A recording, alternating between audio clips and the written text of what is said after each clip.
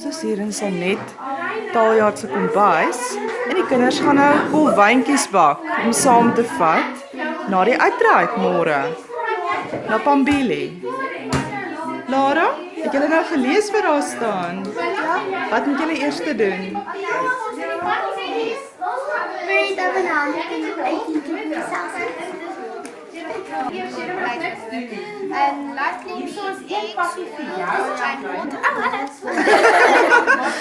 Lees julle wat om te doen? Nou waarheen gaan hierdie muffins gaan? Vertel vir my.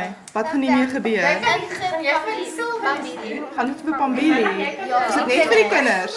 Nee, ook vir die ouers. Ja, vir die kinders en die mammas. Lekker.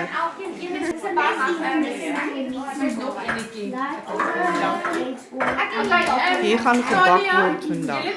Wat is julle eerste ding wat julle moet eers as julle die vloeistof mix kom doen? Mama, is dit ekstra nog? Hallo. Ja, wag eers vir my. Nou kyk wag wat hulle as hulle klaar is met hierdie houertjie. Wat gaan jy met jou vuil hande maak? Afsmeer. Ek gooi so 'n bietjie in. Kry genoeg? So. Sê stop wanneer dit klaar is. Maar sê stop wanneer dit klaar is. Maar nie daarmee. Jy moet kyk. Jy moet kyk. Dis die op die gebruik vir uit. Hy is 'n bietjie by.